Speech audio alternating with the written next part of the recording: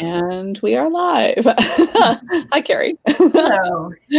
How's it going? Good. This is Carrie, everybody. Welcome to Losing Your Damn Mind with Andrea. And Carrie and I met, I'm thinking it must be 7 years ago or something. Yeah, something like that. We met through a mutual friend, Jess, who was the guest in the first episode. And so Carrie is a teacher. And as a teacher, I got to ask you, Carrie, have you lost your damn mind?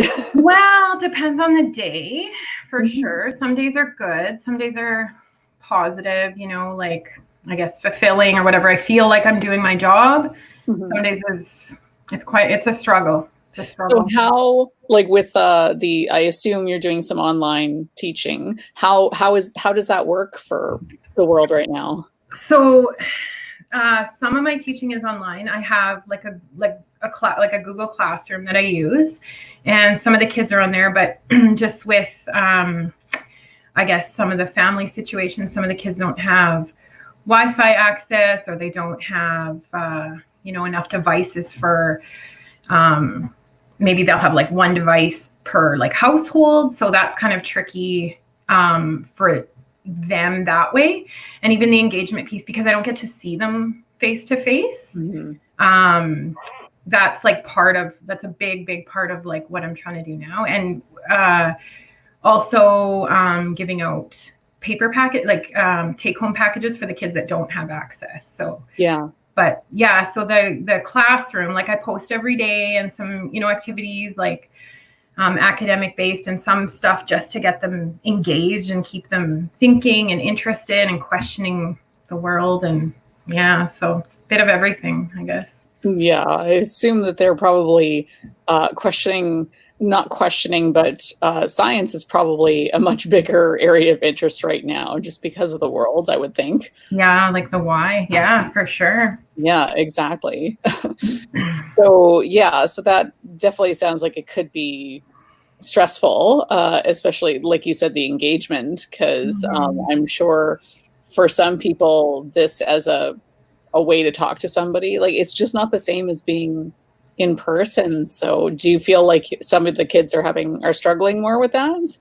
Yeah, and I think for sure, like not like there's not the same kind of like one-on-one. Like if they are struggling, like they might email or post a message that like takes time to get back to, like it's not in the moment. So I mean, even if it's like a 10 or 15 minute lag, like they might be kind of over it, or just like they're struggling through it, can't, so if I'm available, it's great. But also I can't, unless, we're in a meet, like I can't talk to more than one kid at a time. So that's been a big kind of, I guess, hurdle also. Yeah. Yeah. So for yourself personally, and you said that some days are a struggle and others not as much, like, what are you finding that, is it just like, you feel like you have too much to do or too little to do, or how is the struggle manifesting itself? It's kind of both all at the same time. Like, I mean, how it went was kind of, the first week that we were in this, it was like huge learning curve, like learning the technology and learning what we could do and how we could do it. Yeah. And then it was getting kids engaged. And that was, so it's a kind of different all the time, like from week to, well, I mean, it's only been like 3 or 4 weeks, but it's a huge change, like from the beginning of this whole situation. Like right now, I don't feel like I have too much to do, but I don't feel like I'm doing it. I mean, I think teachers in general feel like they're not doing enough, but I just can't, I don't feel like I'm doing enough. Like, I have an idea of what I could be doing, and I've tried like many, like I say, like week 2 was like try troubleshooting, try this, but I found some things that work and some things that don't work, obviously. And just trying to, get that one-on-one with students. So I don't feel overworked, but I don't feel, I feel like there's always more I could do, I guess. Yeah. A couple of the guests have mentioned, and I have been feeling this a lot myself, about how there's this almost pressure to be productive or more productive than you normally would be. And I was, somebody came to pick something up a while ago, and I was just saying how I was like, I feel like I've got all of the time and like I have none of the time. Yeah. So, because like I get a lot done in my normal life, and now I'm like, well, I've got to get yoga done, and I've got to get writing done, and I need to try to do a vlog, and I need to try to play piano, and it feels like it's just not going to happen. Or I'll try to get it all done right away and then be like, oh God, what do I do with the rest of my day? Right. Yeah. I too feel a little bit like that. Like the wheels are kind of spinning. Like I do stuff and I get stuff done, but the sense of accomplishment is just, it's really different. Yeah. Like it's not even a sense of accomplishment, which in a way I think is like a kind of a good thing. It kind of makes you like check yourself. Like what's this all about anyway? You know, like, yeah. It's just so weird thinking about how we don't have the same, there's just no way to focus like there used to be. Yeah. Okay, so your life, obviously, are you teaching full time like during the day then, or is it just like a couple hours, or like as the students are contacting you? Well, most of my day consists of like I'm doing some like professional development right now because of that kind of like open space time. Because what I do, like I have, in a normal school day, I would be teaching, then I get half an hour of prep, maybe 45 minutes to an hour of prep in the day, and then I'd be teaching the rest of the time. So how it is now is that, I have uninterrupted prep. So I just prep. I can get as much or as little done as I want. I post on the Google Classroom, or I set up my package to go home. We do that every 2 weeks. And other than that, I like fill my day with like professional development stuff and, well, of course, yoga and whatnot. But I can't remember what your question was. I gotta go in there. You know what? It's okay. We're like 5 weeks into this and nobody can focus anymore. So. Was it about focus? I don't know. It may have been, honestly, I don't know. I just recently became a marijuana user. So. I'm so new at it. I say marijuana. Yeah, I don't know. I was just sort of contemplating the fact that it has been like 4 or 5 weeks, and in some ways it feels like it's been so much more. And I was just saying to somebody earlier how like I feel as though, oh my God, I totally lost my train of thought. I don't feel so bad now. Good. Yeah. Oh, here we are. So the jig is up. I'm high. And talking about focus, although apparently I have an inability to focus. Do we really need focus at this point, though? Like, well, in the grand scheme? No, not really in the grand scheme of things. But one thing I was going to ask is, how do you feel that your kids are going to be able to make the transition between this grade and the next grade? Like, do you think they're going to be that much more behind, or do you think it'll be easy for them to sort of catch up? Yeah, I think that's I think that because all kids are kind of in a similar boat, like none of the kids are in school, I think it's just, teachers are really good at, finding where kids are at and guiding them along, because it just is that it is like, just because you're in grade 5 doesn't mean you know the stuff that you need to know in grade 5, right? So the teacher's job, like a big part of my job, is finding where the kids are at and starting with them there. So I think that's, come fall, if we're back like in September, whenever it is, that the teachers that'll just be, again, part of their job, to find where the kids are at and guide them along, like assess, what they do know, what they did do, And like that part, I mean, we're kind of all in it. So I don't think it's not like, some kids, well, I mean, it I guess, magnifies the poverty problem, like kids who are families are struggling anyways are going to be struggling, unfortunately. Mm-hmm. So I think not a lot will change in that. It'll be different. I mean, kids will be like behind, Mm-hmm. but I tend not to look at it that way, because I mean, all the kids that I've worked with are at different, at different spots anyway. Yeah. I was going to say, theoretically, that's how education should work. Like, as long as you've had improvement within the timeline, then theoretically that should be viewed as a success. But it's because they have like standardized tests and stuff like that. It's not the way it's seen. So. Exactly. Yeah, exactly. Yeah, and I feel really like, I mean, I think you probably knew my mom was a teacher, but the people who might be watching, I think I saw it flick to one viewer for a second there. So. But yeah, my mom was a teacher, elementary teacher for 36 years.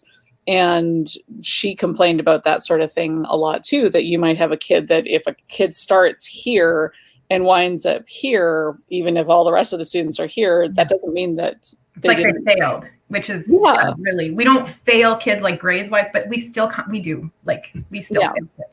Yeah. You're not allowed to give actual like zeros though, right? Or anything like that. The marking, well, I don't teach high school, so I don't actually know, but like our system is based on like 4, like beginning, progressing, meeting, and exceeding. So they're either, it's less, I guess less shameful, like, so, but it is still standardized. Like they are still supposed to be grade 5 is here, grade, like, so it's not based on, did they, in their final mark, it's not based on, they started here in the, beginning of the year and they had so much growth. We do, comments are given and stuff, which is, I mean, I think it's better than it was, but. Yeah. As long as the report cards aren't coming out like they were in Arrested Development, or like maybe is feeling alligator or sunshine. No. Good. Our system hasn't gotten to that point. Not quite. Not the one I work at anyway. Like, who knows? That's good. That's probably good. So aside from your work life within COVID life, how are you dealing? Like, I know you've got a couple of kids, although an older one who doesn't probably need as much parenting these days. Yeah, well, the older one is in Saskatoon, so we really miss her. She is traveling down for a visit this weekend, so but yeah, my younger daughter, like we go for walks, we go outside, we like do stuff, and she's kind of raising herself as far as like, school and activities, and she's online, sometimes playing with her friends and stuff, but so I guess we've just like accepted I think it's pretty balanced, and we've just kind of come to like accept that. I mean, I still have to say, get off your, iPad or whatever, like at certain times, but in general, like she doesn't interrupt my teaching, or, she still is able to have her meetings. And in fact, her grandma or her nana is doing like a book study. She's a retired teacher. She's doing a book study with her and her cousin who is in Ontario. So that's pretty cool. Oh, that's neat. But stuff like that, like, yeah, like different stuff that they probably would have never, had thought of doing had this situation not happened. Yeah, how would you ever think to collaborate with a cousin in Ontario when you're just at a regular classroom setting? No, you're going to collaborate with obviously a student who's like 2 feet to the side. Yeah, exactly. Yeah, that's kind of cool, actually. Yeah, so some cool stuff has come of it for sure. Like yeah.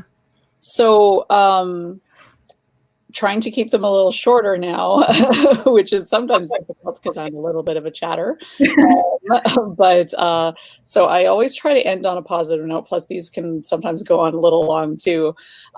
So when you are feeling like you need just to laugh or you need a smile or something like that, what do you have any go-tos or any shows or anything that just instantly makes you happy? Well, Yoga with Adrienne, I would recommend Yes. anybody. We're best friends now. So. I know, like along with like all her other million friends. She's amazing, yeah, right? she's just so charming. Oh, I'm so glad you know her. Like she's the best. I started. She makes me so happy. Yeah, I started using her videos on.